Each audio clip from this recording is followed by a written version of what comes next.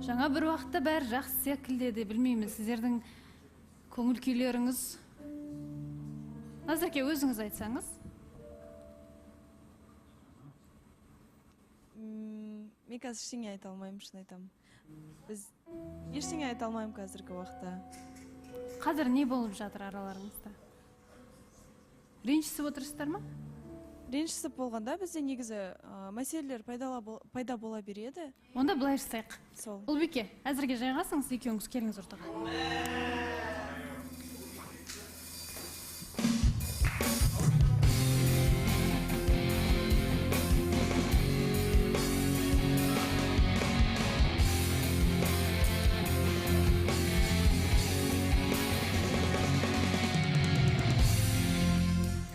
Мақсат негізі қазір сыртта тұр, бірақ сәл күте тұрыңыз деп өтініш білдіреміз.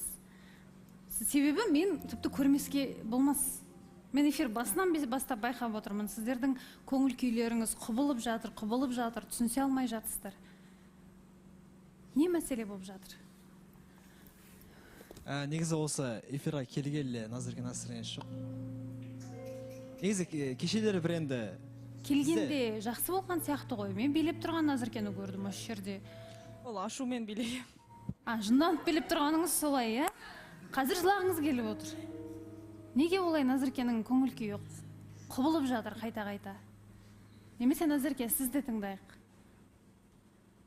Барлығы Бекзаттың тікелей қатысымен болып жатыр ма көңіл күйіңіз? Өзгеріп жатыр ма соған байланысты? Жоқ, негізі баласыған бізде барлығы жақсы болып тұрады да ше.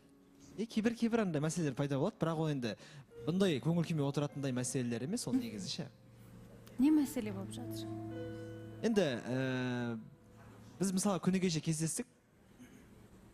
Кішігір мәселе болып қалды. Және де негізі бәрі Назеркенің жігіт достар көп қой енді. Соған байланысты болды негізі ше. Мен өзім басында айттым, қызғаншақпын деген сияқты. Оған байланысты емес қой, Бека, оның барлығы басында басқаша басталды ғой.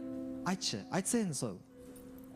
Өйткені менің ойымдағы сенің ренішің басқа, сенің ойыңдағы ренішің басқа болып тұр ғой просто. Менде ешқандай реніш саған жоқ.